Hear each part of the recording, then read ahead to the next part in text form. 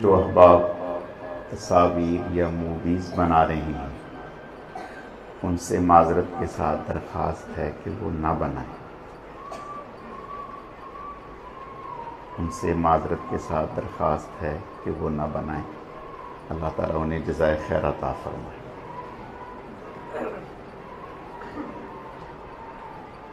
نحمدہ ونصلی علی رسولہ الکریم، اما بعد،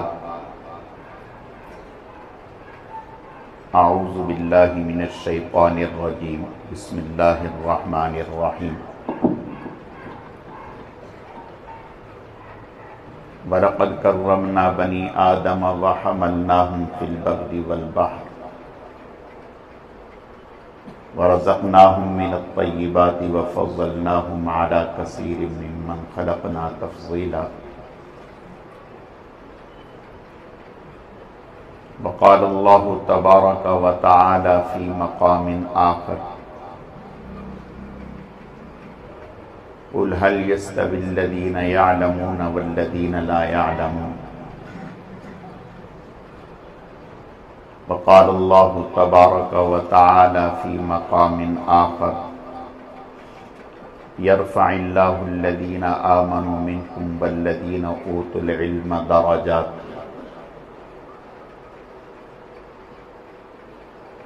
وقال الله تبارك وتعالى في مقام آخر: انما يخشى الله من عباده العلماء۔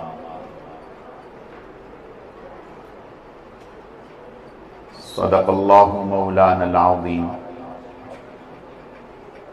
وبلغنا رسوله النبي الكريم، ونحن على ذلك لمن الشاهدين والشاكرين، والحمد لله رب العالمين۔ یا رب صل وسلم دائما ابدا علی حبیبک خیر الخلق کلہم۔ اللہم صل علی سیدنا و مولانا محمد وعلی آلہ وصحبہ وبارک وسلم تسلیما کثیرا کثیرا۔ خلاف پیمبر کسے رہ گزیر، خلاف پیمبر کسے رہ گزیر، ہرگز بمنزل نہ خواہد رسید۔ بنی آدم از علم یابد کمال، بنی آدم از علم یابد کمال، نہ از حشمت و جاہ و مال و منال۔ دی وہ شجر نہیں کہ جس نے پانی سے غذا پائی، دی وہ شجر نہیں کہ جس نے پانی سے غذا پائی۔ صحابہ نے دیا خون تو اس نے پرورش پائی، آئمہ بنے مالی تو اس میں تازہ بہار آئی۔ قابل صد احترام حضرات علماء کرام اور گرامی قدر معزز حاضرین، میرے واجب الاحترام بزرگوں اور عزیز نوجوان ساتھیوں، آج کی یہ تقریب جامعہ معارف اسلامیہ کی سالانہ ختم بخاری شریف کی تقریب سعید ہے۔ رب کریم اس مبارک مجلس میں ہم سب کی حاضری کو اور شرکت کو اپنی بارگاہ میں قبول و منظور فرمائے، اور اس مبارک مجلس میں ہماری شرکت کو رب کریم ہم سب کی مغفرت کا، ہدایت کا، نجات کا ذریعہ اور سبب بنائے۔ میں آج اس مبارک تقریب کی نسبت سے کچھ باتیں عرض کرنا چاہتا ہوں۔ اللہ پاک نے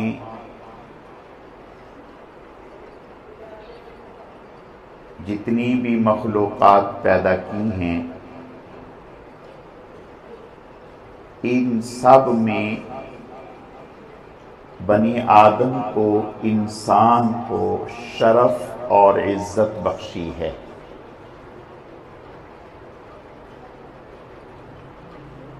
آپ حضرات کی توجہ منتشر ہے، توجہ منتشر ہوتی ہے تو بات کرنے والے پر اس کا اثر پڑتا ہے۔ توجہ پوری ہوتی ہے تو اللہ تعالیٰ بات کرنے والے کی مدد فرماتے ہیں، بات کرنے میں آسانی ہوتی ہے۔ تو میری آپ سے درخواست ہے کہ آپ توجہ سے بیٹھیں گے تو انشاءاللہ تعالی اس مبارک مجلس اور مبارک بات کی قدر و منزلت بھی ہوگی اور بات کرنے میں مجھے سہولت بھی ہوگی۔ اللہ پاک نے انسان کو دیگر مخلوقات پر فضیلت بخشی ہے، فرشتوں پر بھی، جنات پر بھی، اور جتنی بھی مخلوقات ہیں سب پر فضیلت بخشی ہے۔ اب فضیلت کیوں بخشی ہے؟ کیسی فضیلت بخشی ہے کہ اللہ پاک نے انسان کو یعنی حضرت آدم علیہ السلام کو مسجود کائنات بنایا۔ جب حضرت آدم علیہ السلام کو پیدا کیا تو اللہ پاک نے فرشتوں سے اور ساری مخلوق سے حکم فرمایا کہ آدم کو سجدہ کرو۔ تو اللہ پاک نے حضرت آدم کو، اور ہم ان کی اولاد ہیں، انسان کو دیگر مخلوقات پر جو فضیلت بخشی تو اس کی وجہ علم ہے۔ وَعَلَّمَ آدَمَ الْأَسْمَاءَ كُلَّهَا ثُمَّ عَرَضَهُمْ عَلَى الْمَلَائِكَةِ فَقَالَ أَنْبِئُونِي بِأَسْمَاءِ هَؤُلَاءِ إِن كُنتُمْ صَادِقِينَ۔ اللہ پاک نے حضرت آدم علیہ السلام کو علم کی بدولت عظمت بخشی،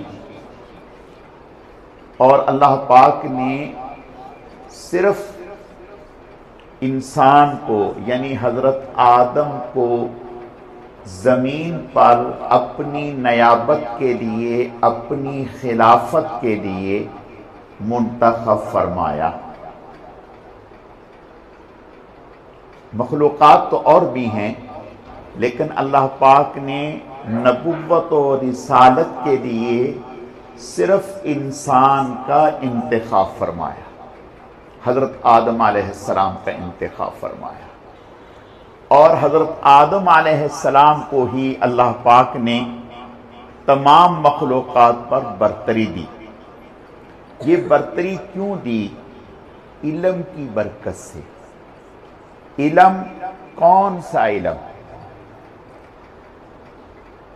اللہ پاک نے حضرت آدم علیہ السلام کو نبوت و رسالت کے لیے منتخب فرمایا، چنا، اور حضرت آدم علیہ السلام کو فرشتوں کے سامنے پیش کیا، فرشتوں کو حضرت آدم کے سامنے،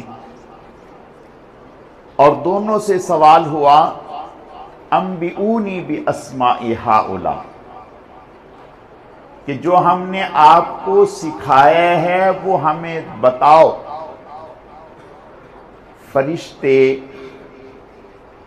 معذرت کرنے لگے، اور حضرت آدم علیہ السلام نے جو اللہ پاک نے حضرت آدم علیہ السلام کو تعلیم ارشاد فرمائی تھی وہ پیش کیا۔ اس طرح سے اللہ پاک نے حضرت آدم علیہ السلام کی برتری ثابت فرما دی۔ تو میں عرض یہ کرنا چاہتا ہوں کہ اللہ پاک نے انسان کو دیگر مخلوقات پر برتری دی ہے۔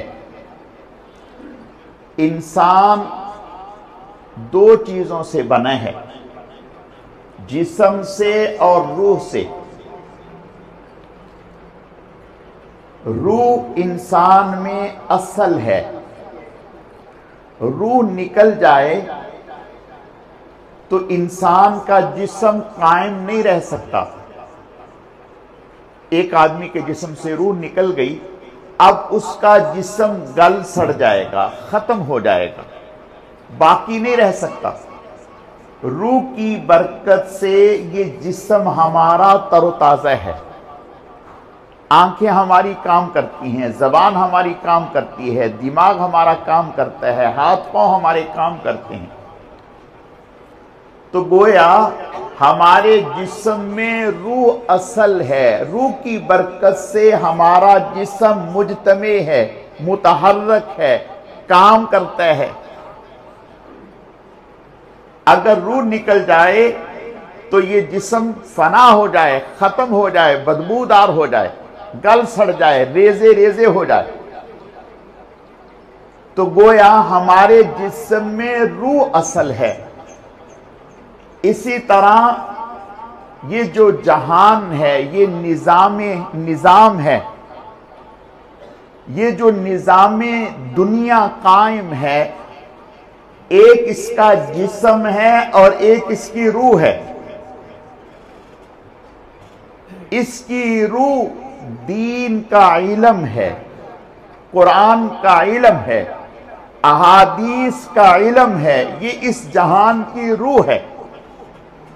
جب تک یہ علم دین موجود ہے، رہے گا، تو یہ نظام صحیح رہے گا۔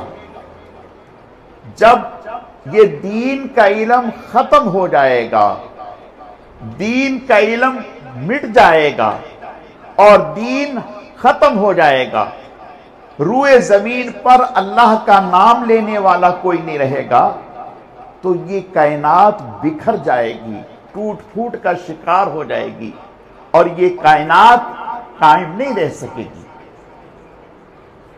اور پھر جتنے بھی علم ہیں، لوہے کا علم ہے، لکڑی کا علم ہے، رنگ روغن کا علم ہے، ڈاکٹری کا علم ہے، انجینئر کا علم ہے، اس علم سے صرف آپ کے جسم کو فائدہ پہنچ رہا ہے۔ بات سمجھ میں آ رہی ہے؟ اس علم سے صرف آپ کے جسم کو فائدہ پہنچ رہا ہے، روح کو کوئی فائدہ نہیں ہے۔ اور جب تک روح ہے جسم میں تو یہ سارا علم آپ کے لیے فائدے مند ہے۔ جیسے ہی روح نکلی، ڈاکٹر موجود ہے لیکن آپ کو فائدہ نہیں پہنچا رہا، انجینئر موجود ہے آپ کو فائدہ نہیں پہنچا رہا، لکڑی کا علم رکھنے والا موجود ہے آپ کو کوئی نفع نہیں ہے، کپڑے کا علم رکھنے والا موجود ہے آپ کو کوئی فائدہ نہیں ہے۔ گویا یہ سارے کے سارے علوم ہمارے جسم کے فائدے کے لیے ہیں، اور اس وقت تک جب تک ہمارے جسم میں روح ہے۔ اور جب ہمارے جسم سے روح نکلی، ڈاکٹر موجود ہے، بڑے بڑے آنکھ کا ڈاکٹر موجود، دل کا ڈاکٹر موجود، جلد کا ڈاکٹر موجود، ہڈی کا ڈاکٹر موجود، لیکن ایک ٹکے کا آپ کو فائدہ نہیں پہنچا سکتے، انجینئر نہیں پہنچا سکتے۔ دین کا علم، قرآن کا علم، احادیث کا علم، یہ صرف اس زمین پر ہی نہیں، اس زمین پر بھی آپ کو نفع پہنچا رہے ہیں، اور آخرت میں قبر میں بھی آپ کو نفع پہنچائیں گے۔ بھئی بات سمجھ میں آ رہی؟ آپ کہیں گے کہ بھئی اس زمین میں ہمیں کیا نفع پہنچا رہے ہیں یہ؟ اس روئے زمین پر قرآن کا علم، احادیث کا علم، فقہ کا علم، تفسیر کا علم، یہ ہمیں کیا نفع پہنچا رہے ہیں؟ ہمیں تو سمجھ میں نہیں آتا۔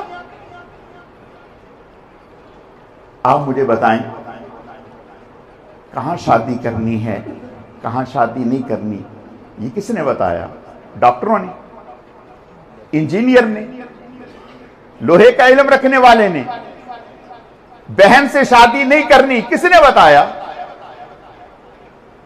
بیٹی سے شادی نہیں کرنی کس نے بتایا؟ ماں سے شادی نہیں کرنی کس نے بتایا؟ ڈاکٹر نے بتایا کہ ماں سے شادی نہ کرنا؟ انجینئر نے بتایا کہ ماں سے شادی نہ کرنا؟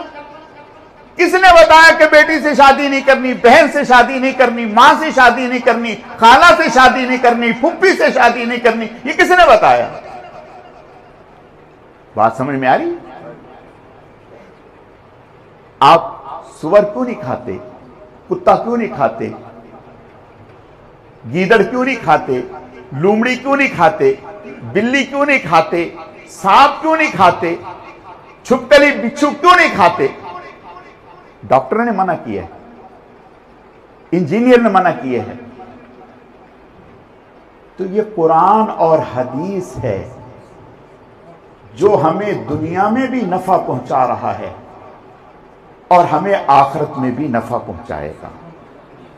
گویا ڈاکٹری کا علم صرف دنیا کی حد تک، انجینئر کا علم دنیا کی حد تک، لوہے کا علم دنیا کی حد تک، قرآن کا علم دنیا میں بھی آپ کے لیے نفع مند ہے اور روح نکلنے کے بعد بھی آپ کے ساتھ ہے، آپ کو تنہا نہیں چھوڑے گا۔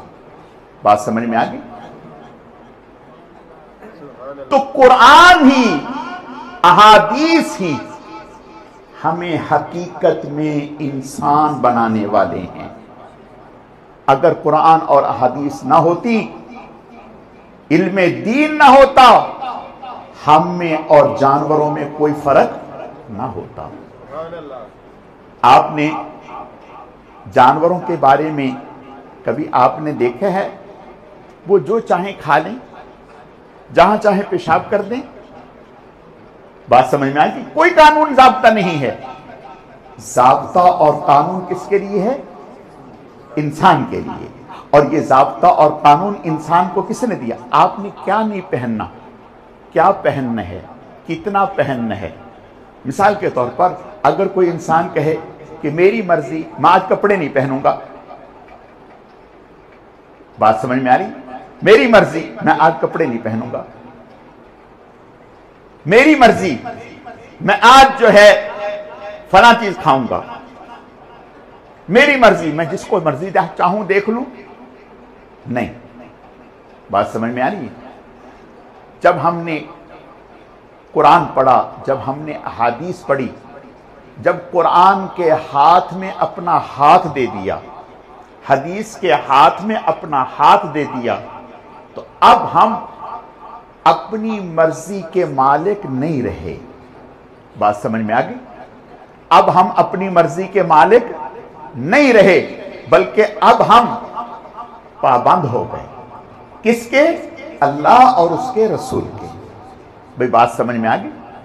اب ہماری مرضی ہمارے جسم پر ختم، اب اللہ اور اس کے رسول کی مرضی ہمارے جسم پر چلے گی۔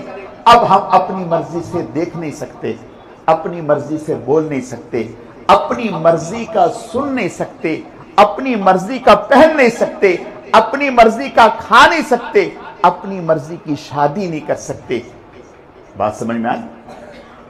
اچھا، آپ کہیں گے کہ یہ تو ہمارے اوپر پابندیاں ہی پابندیاں لگا دی، ہم تو چاہتے تھے آزاد۔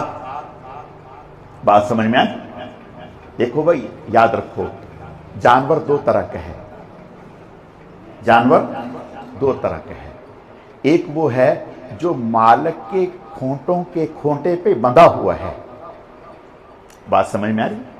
جو مالک کے کھونٹے پہ بندھا ہوا ہے، اس کی بیماری کی فکر بھی مالک کو ہے، اس کی غذا کی فکر بھی مالک کو ہے، اس کی ہر چیز کی فکر مالک کو ہے۔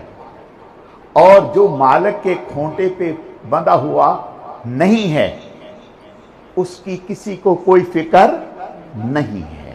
بات سمجھ میں آ گئی؟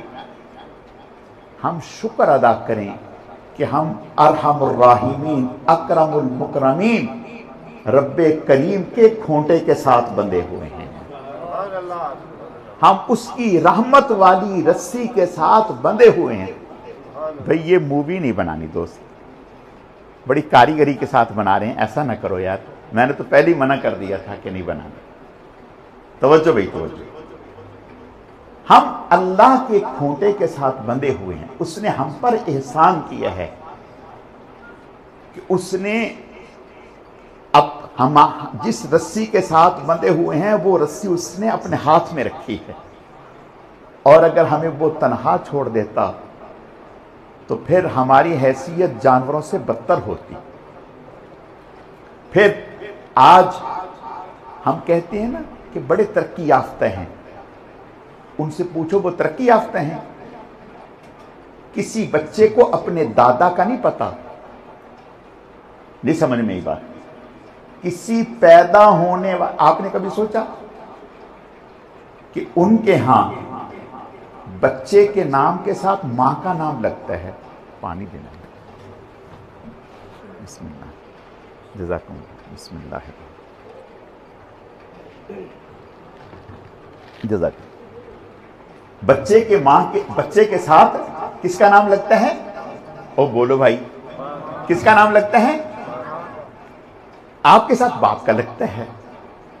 کبھی غور نہیں کیا آپ نے کہ ان کے ساتھ ماں کا کیوں لگتا ہے, ہمارے ساتھ باپ کا کیوں لگتا ہے, ان کے ساتھ باپ کا کیوں نہیں لگتا؟ وہاں تعین نہیں سمجھ میں یہ بات.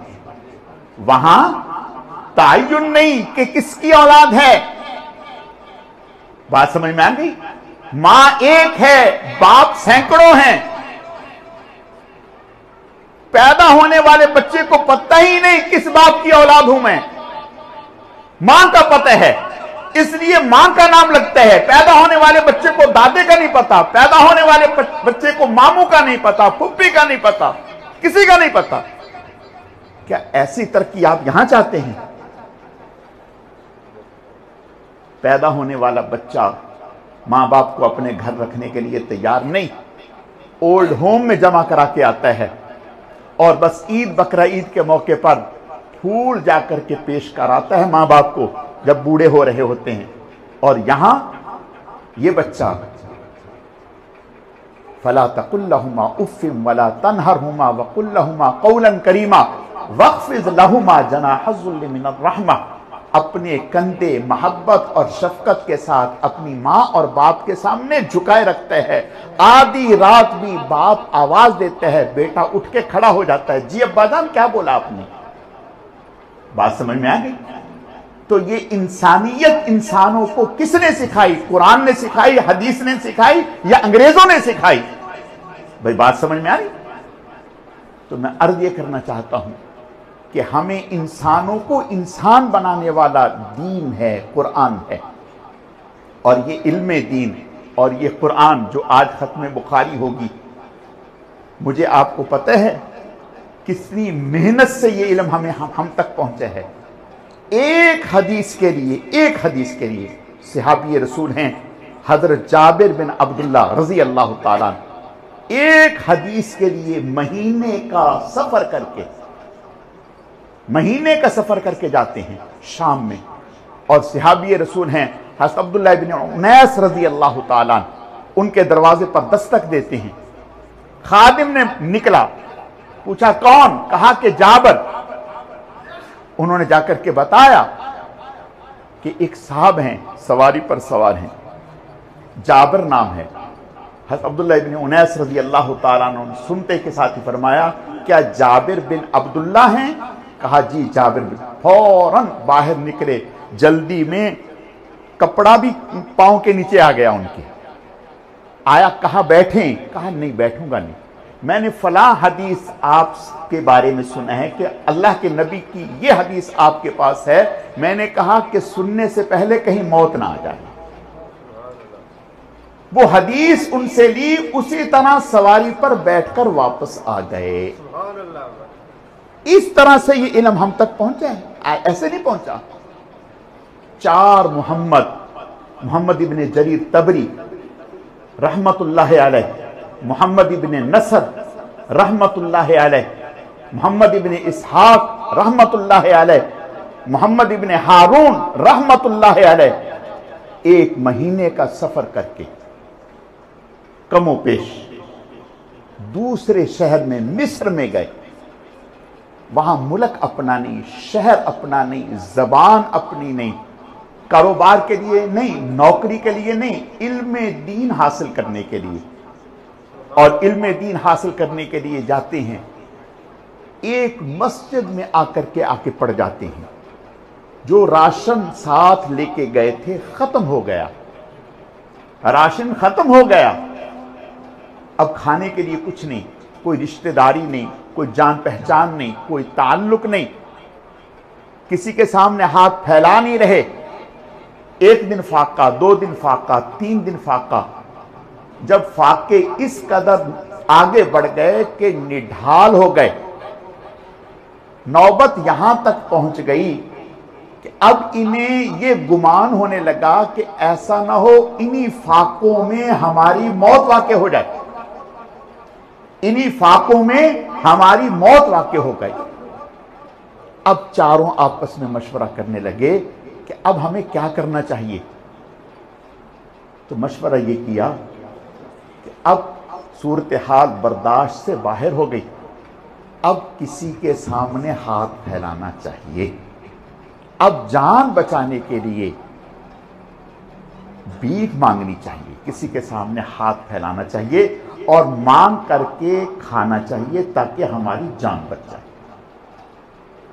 چاروں نے مشورہ کیا کہ اچھا آج پہلے دن مانگنے کون جائے؟ قرآن اندازی کی۔ اس قرآن اندازی میں محمد ابن اسحاق رحمت اللہ علیہ ان کا نام نکل آیا کہ آج مانگنے کے لیے، بھیک مانگنے کے لیے، خیرات مانگنے کے لیے محلے میں یہ جائیں گے۔ انہوں نے اپنے ساتھیوں سے درخواست کی کہ مجھے تھوڑا سا موقع دے۔ انہوں نے کہا ٹھیک ہے۔ انہوں نے وضو کیا اور 2 رکعت نماز نفل پڑھے اور اللہ کے سامنے روئے کہ اے اللہ، آج تک آپ نے اپنے علاوہ کسی اور کے سامنے ہاتھ پھیلانے کا موقع نہیں دیا، آج تک نوبت نہیں آئی کہ ہم کسی اور کے سامنے ہاتھ پھیلائیں۔ اے اللہ، غیرت مانے ہے، دل نہیں چاہتا کہ کسی اور کے سامنے ہاتھ پھیلائیں۔ آپ نے پیدا کیے ہے، آپ ہی قادر مطلق ہیں، اے اللہ آپ سے زیادہ ہمارے قریب کون ہے؟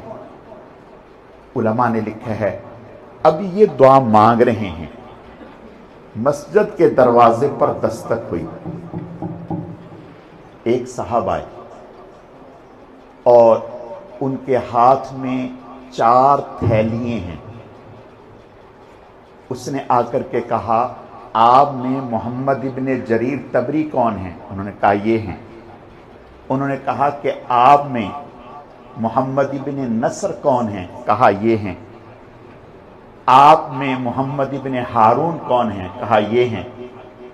آپ میں محمد ابن اسحاق کون ہیں؟ چاروں ہی محمد ہیں، چاروں کا نام ہی محمد ہے۔ کہا دعا مانگ رہے ہیں، کہا دعا مانگ رہے ہیں۔ کہا یہ 4 تھیلیاں ہیں، ہر تھیلی میں 500 درہم ہیں، ہر تھیلی میں 500 درہم ہیں۔ یہ چاروں کی 4 تھیلیاں ہیں، اور جب ختم ہو جائے تو دوبارہ بتائیں۔ انہوں نے کہا تھیلی بعد میں لیں گے، پہلے آپ سے ہماری آج پہلی ملاقات ہے، اس سے پہلے نہ آپ نے ہمیں دیکھا ہے نہ ہم نے آپ کو دیکھا ہے، آپ کو ہمارا نام کس نے بتلایا ہے؟ بھئی بات سمجھ میں آ گئی؟ ہمارا نام کس نے بتلا دیا آپ کو؟ ہمیں تو کوئی جانتا نہیں۔ انہوں نے کہا کہ بادشاہ نے بھیجا ہے، رات میں انہیں جناب رسول اللہ صلی اللہ علیہ وسلم کی خواب میں زیارت ہوئی، آپ نے ارشاد فرمایا کہ تیرے شہر میں فلاں مسجد میں میرے مہمان بھوکے ہوں اور تجھے کوئی احساس نہیں؟ بس آپ نے چاروں کے نام بادشاہ کو بتلائے ہیں، انہوں نے چاروں کے نام لے کر کے یہ تھیلیاں بھیجی ہیں۔ بات سمجھ میں آ رہی ہے؟ ان قربانیوں سے یہ دین ہم تک آیا ہے۔ پونا گھنٹہ ابھی ہوا تو نہیں؟ اچھا ٹھیک۔ حضرت امام شافعی رحمۃ اللہ علیہ، حضرت امام احمد بن حنبل رحمۃ اللہ علیہ کے استاذ ہیں۔ حضرت امام احمد بن حنبل رحمۃ اللہ علیہ کو خط لکھا کہ بہت وقت ہو گیا، ملاقات نہیں ہوئی، دل چاہتا ہے کہ ہماری ملاقات ہو۔ کہا کہ ٹھیک ہے۔ حضرت نے جواب دیا کہ فلاں تاریخ کو آؤں گا۔ حضرت امام شافعی رحمۃ اللہ علیہ اپنے شاگرد کے استقبال کے لیے شہر سے باہر نکلے۔ بادشاہ حضرت کا بہت احترام کرتا تھا، اسے پتہ چلا وہ بھی باہر نکلا، اور جو عقیدت مند تھے انہیں پتہ چلا وہ بھی باہر نکلے۔ گویا ایک جمع غفیر ہے۔ امام احمد بن حنبل رحمۃ اللہ علیہ جب تشریف لائے تو یہ جمع غفیر حضرت کے استقبال کے لیے حضرت آ گئے۔ حضرت امام شافعی رحمۃ اللہ علیہ نے حضرت امام احمد بن حنبل رحمۃ اللہ علیہ کے لیے کھانے کا بہت وسیع انتظام فرمایا اور بہت اچھا۔ حضرت امام احمد بن حنبل رحمۃ اللہ علیہ نے کھانا کھایا۔ اچھا، آنے سے پہلے حضرت امام شافعی کی بچیاں خوشی سے جھوم رہی ہیں، جیسے بچے خوش ہوتے ہیں نا، آج ہمارے گھر میں مہمان آنے والے ہیں، تو اس طرح فرماتی ہیں کہ ہمارے گھر میں آج بہت بڑے مہمان آنے والے ہیں۔ حضرت تشریف لائے، حضرت نے کھانا کھایا۔ جب کھانا کھایا تو مہمان تو چاہتا ہے، میزبان تو چاہتا ہے کہ مہمان کو زیادہ سے زیادہ کھلائے، لیکن مہمان کے کھانے کا انداز الگ ہوتا ہے۔ حضرت نے جب کھایا تو اس طرح سے کھایا جیسے بہت ہی زیادہ کھانے کے حریص ہوں، یعنی خوب کھایا، خوب کھایا، یعنی چھوڑا کچھ نہیں، خوب کھایا۔ خیر، برتن اندر گئے تو حضرت بھی دیکھ رہے تھے، استاد حضرت امام شافعی بھی دیکھ رہے تھے، اور گھر والوں نے بھی دیکھا، کچھ نہیں کہا۔ رات ہوئی تو حضرت کی صاحبزادیوں نے پانی کا لوٹا بھر کے رکھ دیا کہ صبح تہجد کے لیے اٹھیں گے تو تکلیف نہ ہو، وضو کریں اور نفل پڑھ لیں گے۔ جب صبح ہوئی تو وہ لوٹا یوں ہی کا یوں ہی بھرا ہوا رکھا ہوا ہے، گویا اٹھے ہی نہیں اور جانماز یوں ہی پڑا ہے۔ خیر، بچیوں نے کہا اپنے والد سے کہ ابا جان، آپ تو کہہ رہے تھے کہ وہ اتنے بڑے ہیں، اتنے بڑے ہیں، کھایا بھی انہوں نے اس طرح سے اور پانی بھی استعمال نہیں کیا، لگتا یہ ہے کہ زیادہ کھا کے خوب سوئے۔ تو حضرت امام شافعی رحمۃ اللہ علیہ مسکرائے، فرمایا کہ محسوس تو میں نے بھی کیا ہے، چلو میں بات کرتا ہوں۔ حضرت امام احمد بن حنبل رحمۃ اللہ علیہ سے استاد فرمانے لگے کہ آپ میں یہ تبدیلی کب سے آ گئی؟ کہا حضرت کیا؟ کہ پہلے تو آپ کم کھاتے تھے، آج آپ نے خوب کھایا، جبکہ صلحاء تو کم کھاتے ہیں، اور پہلے آپ کی رات مصلی پہ گزرتی ہے اور آج آپ اٹھے ہی نہیں۔ مسکرا دیا۔ حضرت امام احمد بن حنبل رحمۃ اللہ علیہ مسکرائے۔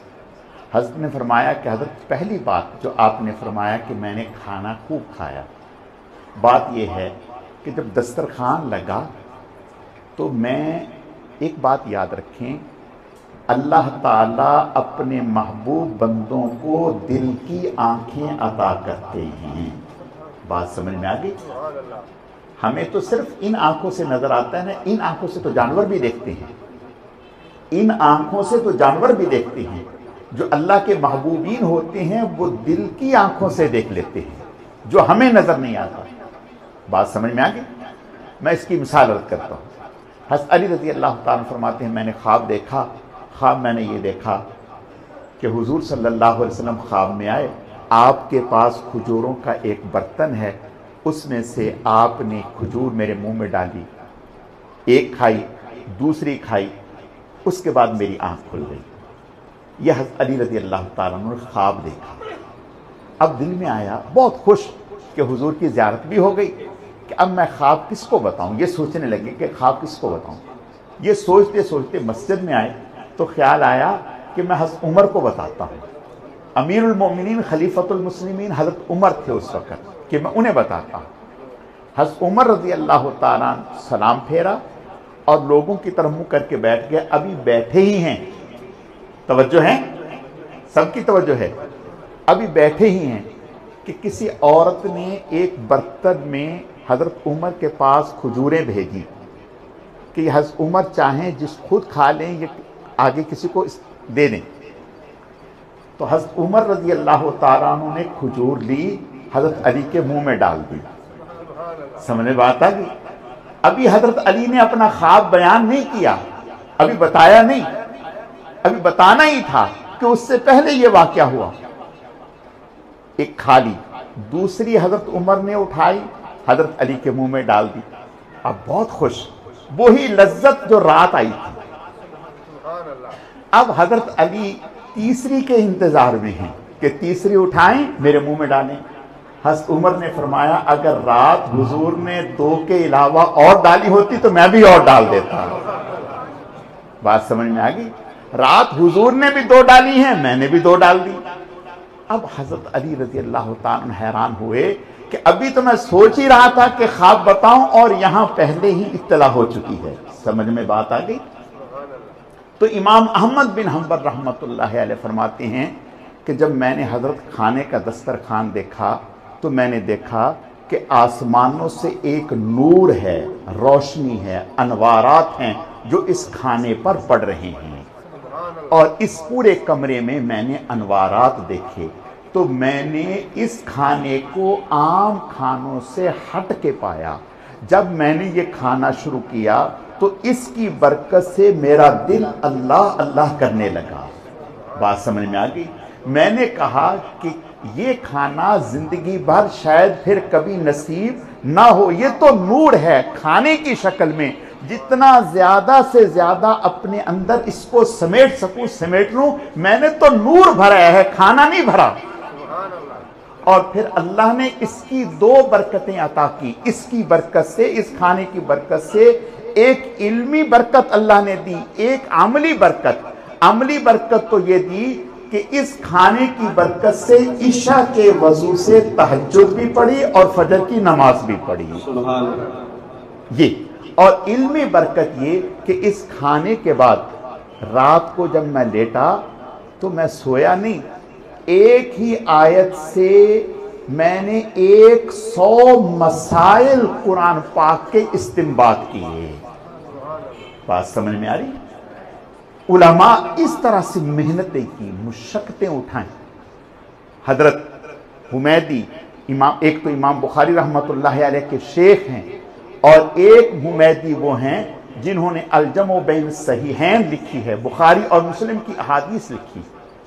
پوری رات احادیث لکھتے رہتے، پوری رات احادیث لکھتے رہتے۔ جب گرمی شدید ہوتی تو پانی کا ٹپ بھر کر اس میں بیٹھ جاتے، پانی کا ٹپ بھر کر اس میں بیٹھ جاتے اور پھر احادیث لکھتے رہتے۔ حضرت امام شافعی رحمۃ اللہ علیہ فرماتے ہیں کہ امام مالک رحمۃ اللہ علیہ کی خدمت میں ایک دفعہ میں نے رات گزاری۔ حضرت کئی مرتبہ رات کو اٹھے، مطالعہ کیا، لکھا، پھر لیٹے، پھر اٹھے، پھر مطالعہ کیا، پھر لکھا، پھر لیٹ گئے۔ کئی دفعہ حضرت نے پوری رات ایسا کیا اور پھر اس رات کے وضو سے صبح فجر کی نماز پڑھی۔ میرے عزیزو، یہ ہمارے اکابر کی محنتیں ہیں۔ اب آخری بات کہہ کے اپنی بات کو ختم کرتا ہوں۔ یہ دین اور یہ علم دین یہی ہمارے کام آئے گا، اور کچھ بھی کام نہیں آئے گا۔ یاد رکھیں، ہم اپنی اولاد کو ڈاکٹر بنائیں، انجینئر بنائیں، جو مرضی بنا دیں،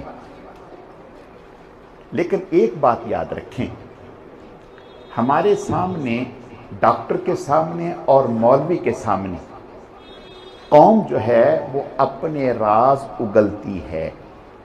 ڈاکٹر جو ہوتا ہے نا، مریض اس کے سامنے آ کے ہر بات بتا دیتا ہے کہ ایسا ہوا، یہ کھایا، یہ ہوا، ساری بات ڈاکٹر کو بتاتا ہے۔ اسی طرح لوگ ساری بات مولوی کو بھی بتاتے ہیں۔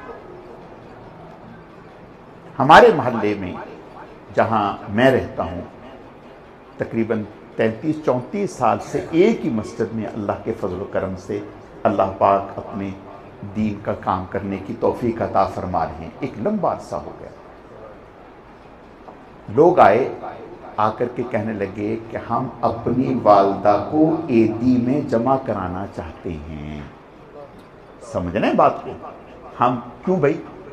کہا کہ وہ کہتا ہے تم پالو ماں کو، وہ کہتا ہے تم رکھو، وہ کہتا ہے تم رکھو، وہ کہتا ہے جیسے تمہاری ماں ویسے اس کی ماں، جیسے وہ کہتا ہے یہ حال ہے۔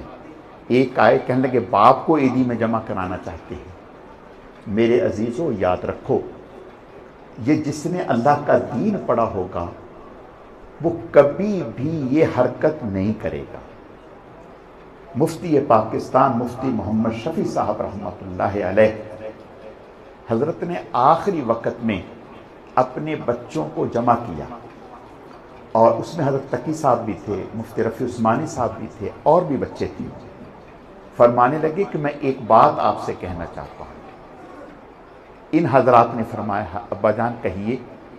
کہا بیٹا کہ انتقال کے بعد، اس دنیا سے جانے کے بعد بھلا تو سبھی لوگ دیتے ہیں۔ بات سمجھ میں آ گئی؟ بھلا تو سبھی لوگ دیتے ہیں، دنیا میں آپس میں ایک دوسرے کو یاد رکھتے ہیں، لالچ ہے، غرض ہے۔ محبت کا پتہ تو مرنے کے بعد چلتا ہے کہ کون کس کو کتنا یاد رکھتا ہے۔ سمجھ میں بات آئی؟ حضرت نے اپنے بچوں سے فرمایا کہ مرنے کے بعد بھلا تو سبھی دیتے ہیں، میری بس آپ سے اتنی درخواست ہے کہ مجھے ذرا جلدی نہ بھلانا، مجھے جلدی نہ بھلانا۔ حضرت تقی صاحب فرماتے ہیں کہ حضرت نے جو بات کہی، نہ جانے کس انداز سے کہی، ہمارے دلوں میں اتر گئی۔ وہ دن اور آج کا دن، کوئی دعا اور کوئی دن ایسا نہیں کہ والد صاحب کے ایصال ثواب نہ کرتے ہیں۔ بات سمجھ میں آ رہی؟ یہ جو بچے آج فارغ ہو رہے ہیں، یا جن بچوں نے قرآن پاک حفظ کیا ہے، انہیں اپنی اولاد بنا لو۔ سمجھ میں بات آ گئی؟ اولاد صرف وہی نہیں ہوتی جو ہمارے گھر میں پیدا ہو، نہیں، اولاد روحانی اولاد بھی اولاد ہی ہوتی ہے۔ حضرت نوح علیہ السلام نے جب بیٹے کے لیے دعا کی تھی تو اللہ پاک نے فرمایا تھا کہ یہ آپ کے اہل میں سے نہیں ہے، آپ کے اہل میں سے وہ ہے جو آپ کی ہدایت پر، آپ کے طریقے پر چل رہا ہے۔ میری آپ سے درخواست ہے، ان بچوں کو جو قرآن کے حافظ ہیں، جو عالم بن رہے ہیں، انہیں اپنی اولاد بنا لو، یا اپنی اولادوں کو عالم بناؤ، حافظ بناؤ۔ انشاءاللہ اللہ کے فضل و کرم سے آپ نہیں ہوں گے، لیکن ان کی طرف سے ٹھنڈی ہوائیں آپ کے قبر میں آئیں گی۔ یہ قرآن پڑھیں گے۔ مفتی نعیم صاحب رحمت اللہ علیہ جامعہ بن نوریہ کے محتمم تھے جامعہ بن نوریہ کے۔ 15 پارے یومیہ محتمم تھے۔ جامعہ بن نوریہ عالمی سطح کا ادارہ ہے، جہاں باہر ملکوں کے لوگ بھی پڑھتے ہیں، طلباء بھی پڑھتے ہیں، ہزاروں طلباء پڑھتے ہیں۔ اس کے محتمم ہیں، مدیر ہیں۔ 15 پارے روزانہ پڑھ کے اپنے والدین کو ایصال ثواب کرتے تھے۔ سمجھ میں بات آ گئی؟